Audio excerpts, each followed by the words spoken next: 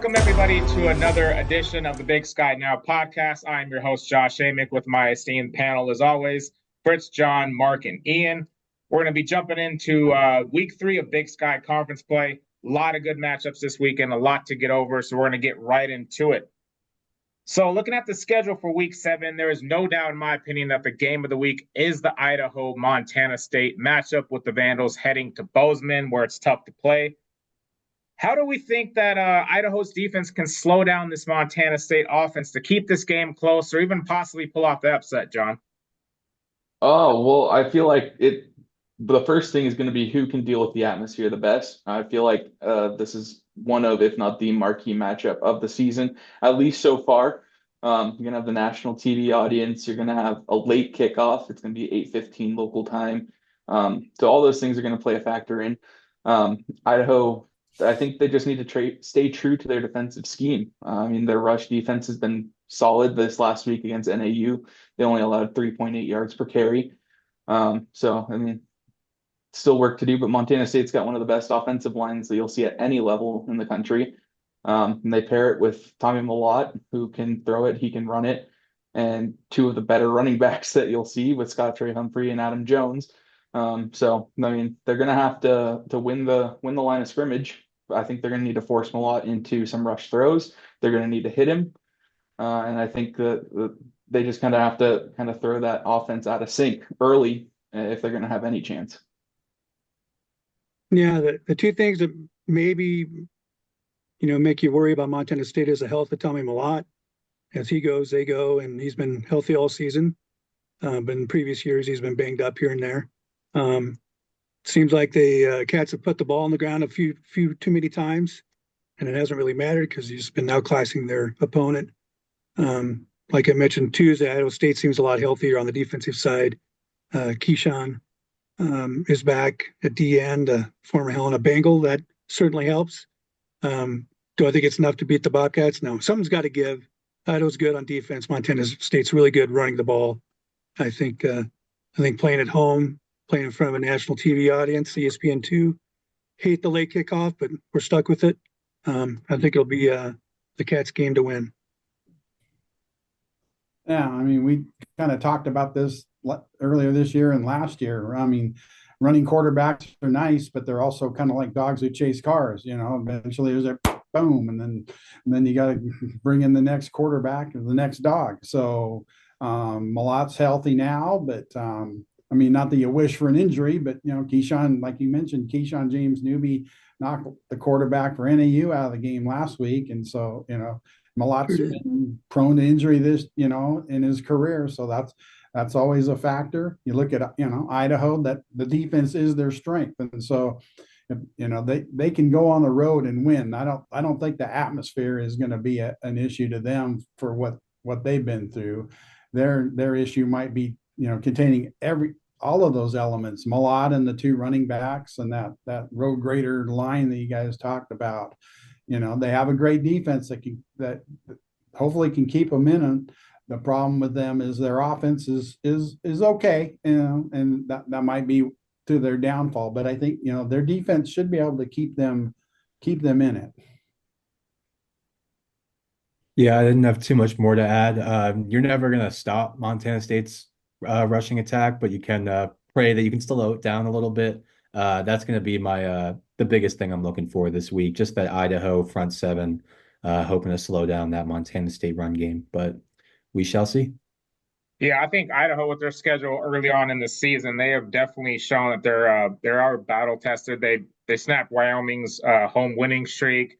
They played week 1 in Autzen Stadium in Eugene. So I don't know if the atmosphere will be too crazy for them, but we'll wait to see for that 8 o'clock national TV kickoff. Should be a great game. Another good game is NAU travels to Missoula to take on the Grizz with a chance to leapfrog them in the conference play standings. With NAU kind of playing better ball lately and the Grizz defense extremely struggling right now, who do you think is going to fall to 1 and 2 in conference play, Fritz? Is it going to be NAU or is it going to be the Grizz coming out on top? Well, I think the Grizz will come out on top. It's their homecoming game, and they've got a little bit of a marked up defense. They want to get that playing right. it's a tough draw. NEU is playing pretty good ball. I wonder about the health of quarterback Ty Pennington after he got knocked out last week. Um, for years I've been joking about how Montana doesn't run the score play enough to my liking. And I think I mentioned when I was a younger man, there was a lot of points in the Big Sky. Now they're running the score play, but they're not running the tackle play very well. So they need to figure that out. And they pretty much need to win every game. I mean, they need to win each week because you don't know what's going to happen down the line. They still have UC Davis. They still have a road game at MSU to deal with. So Saturday is really important. They're all important, but I think it got a lot more important with Weaver's loss, or the loss to Weaver last week. Yeah, I would agree with that. And I think, like Fritz said, the big question is Pennington healthy? They're a whole different team with him playing quarterback. But he's a good team. Montana's got to take care of business. I don't think they can afford a second loss, because then they start dropping down the rankings and the seedings and stuff like that. And I don't know with the way the playoffs are set up anymore, if they can buy a home game like they used to be, or if they had to, if can they, or I mean, with the seedings and stuff, if they're a lower Yeah, that's not, they can't really bid for him anymore. they can't. So okay, so they gotta do it on their seeding then. Okay, so that makes it even bigger for a team like Montana. Yeah, NAU's been a pretty a fun story to watch throughout the year. 3-3 start to the year for them, but I do think Montana's gonna be able to kind of rally from these last 2 weeks of giving up like 100 combined points and be able to get the win on Saturday. It definitely is kind of weird to say it's kind of a must win for them this early though. To not be able to not drop to 1-2 in conference play just 3 weeks into the season. Definitely just need to see some improvement on that defense though over these last couple of weeks. Yeah, I think the fans in Missoula definitely got treated with how Montana played post NAU last year, rolling to that national title game appearance. But I think that's got to also weigh in the minds of this Montana team. No coach is going to tell you that revenge is a great aspect to go into a game for, but it has to be in the minds of those players that were on the team last year that they did lose down in Flagstaff. And that's what kind of set this team up. So, they're going to want to go out there. Like Fritz mentioned, it's homecoming. Everything's out there. You're going to want to win in front of the home crowd again, especially after a disappointing loss at home, a rebound. So I think everything points to Montana getting back on the right track. But for me, I think definitely it's going to come down to A, the health of NAU's quarterback, and B, how well Montana plays in the first quarter. The last 2 weeks, or 2 of the last 3 weeks, they were down 17-0 to Western Carolina after one. And then they were down 21-10, 21-7, something like that in this game against Weaver. So they can't fall into a hole early and expect the offense to keep digging them back out. Yeah, I find it interesting that one of the main topics is the health of Pennington. And we kind of forgot that Montana also lost their starting quarterback, Ayat. But the reason why it's not a topic of conversation is because Logan Fife has came in and absolutely balled. So you don't really notice it. But is there any word on Ayat possibly coming back, Fritz or John? I know you guys are the Montana guys, or are they just rolling with Fife at this point? I think they're going with a hot hand. Fife played well. Ayat got a series or two and didn't really do much, I think there was a one bad kind of 3 and out that Fife had, so they gave Ayat a shot. And right now Fife's playing pretty good ball. I think they both have their strengths. I think they're both good. I think there's a reason Ayat was starting most of the and getting most of the reps early on, and then I think he got his bell rung in that last game. So now Fife has a chance to maybe seize control of it, but I think he's healthy. Ayat, to answer your question. All right, appreciate that. Moving on to the team that knocked off the Grizz last week, Weber State 2-0 in conference play, and now they're facing the winless Northern Colorado Bears. I'm sad to say. Do the Wildcats have a shot in this conference with how they've been playing lately, or is it kind of still too early to tell, Mark? I think it would help them if Idaho beats Montana State this week, because that would give them both one loss. And since Weber doesn't play Montana State, you look at Weber's schedule, they got Northern Colorado, then they go to Sac State and NAU. then they're home against Idaho State, and then they're at Idaho, and then they're home against Cal Poly. So it's kind of out there for them, but it would help if Idaho won. That would help them. Yeah, I mean, anytime you start 2-0, obviously you've got a chance. Just got to see if you can string some more wins together in conference. Mark just talked about the schedule, though. They have to go to Sac State and go to Idaho later in the year. Those are the two biggest things that really kind of jumped out to me when I was looking through it. But we'll see if they can kind of use this as a jumping point to kind of build off of a big win over Montana. However, I do think they'll kind of revert to maybe our preseason expectations a little bit. I feel like the talk of our expectations too from the preseason, they're just a stone's throw, or maybe I guess I should say a stone's kick away from being 5-1. They've had a couple of close losses. That one would just be Washington at that point, which you're kind of expected, I guess, to lose to a P5 school. But I mean, those two Southland Conference losses could weigh big on them further on in the season. But I mean, if you look at that schedule again, going to Sacramento, Flagstaff, Moscow, it's never fun to have to go on the road, especially when you have all those big games. Missing Montana State's definitely a help, but yeah, like Mark and Ian mentioned, just those 3 road games and looking at that schedule. Yeah, isn't it's kind of wild because it seemed like Weber every week was finding out a way to just barely lose, and now they're 2-0, sitting atop the Big Sky. And I liked them. I just think they're really talented. Bakeston and Godley are fast and break tackles, and I don't know if anybody else is going to beat him in conference play. I just don't really, except for the possibility of that final game or second to last game against Idaho. I just don't really see. I don't really see him coming down a notch. They look good to me. Yeah, I like how you brought up Bankston because that was my first time being able to watch a Weber State game the entire duration of the game, and he definitely stood out to me. It just looked like a very explosive player. So good things going for Weber State. Two teams we didn't have last week, Sacramento State and Eastern Washington, had a bye week. They now play each other this week, coming off a week of rest.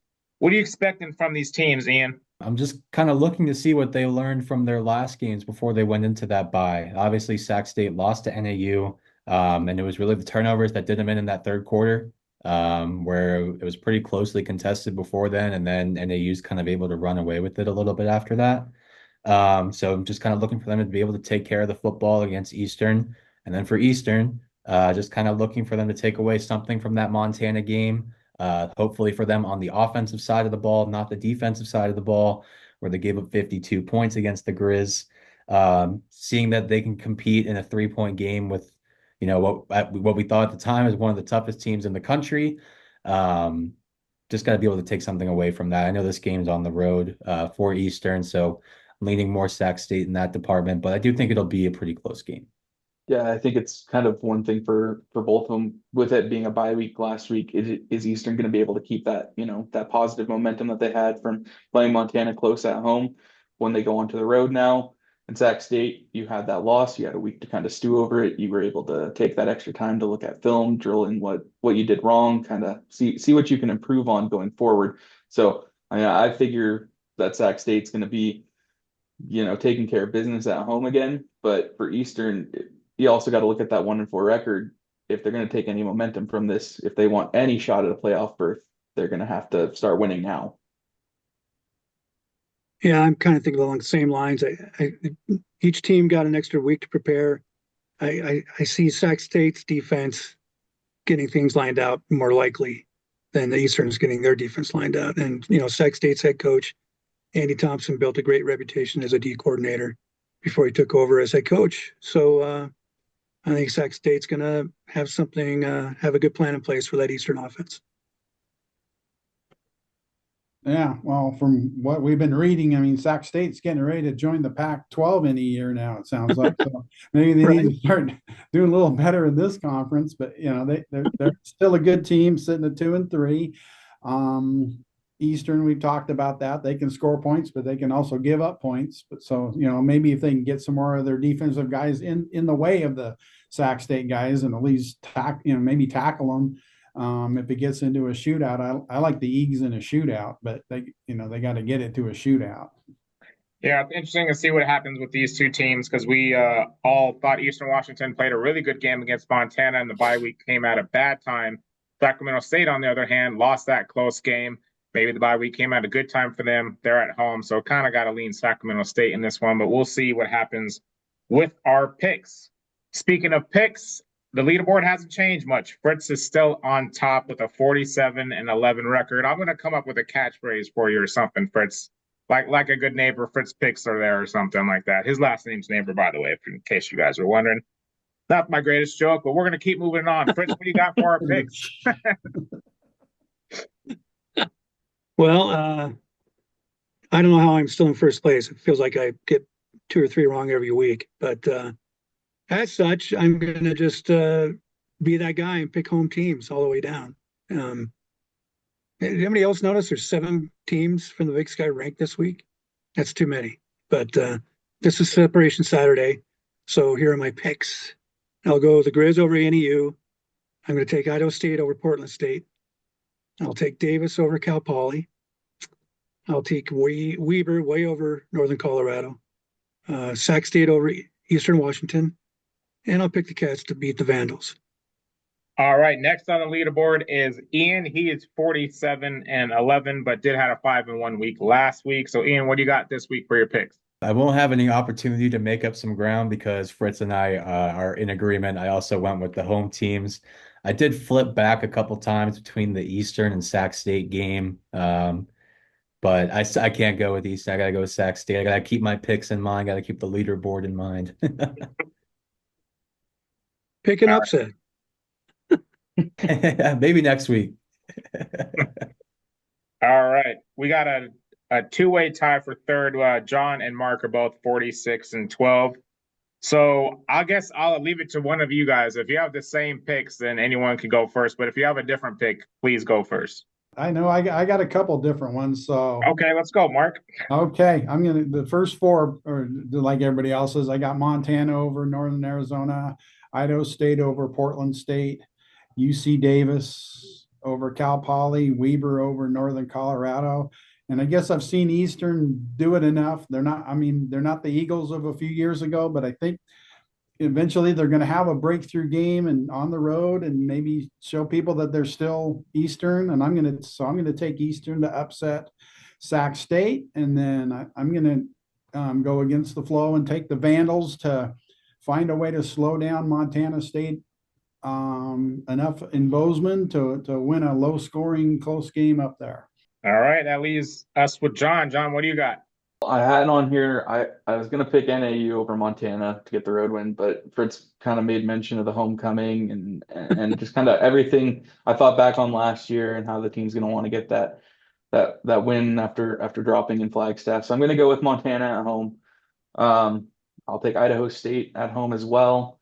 I think Davis will get past their hangover this week. Weber State is going to keep it unbeaten in conference play. Sac State over Eastern. And then I am also going to go with the Vandals in Bozeman.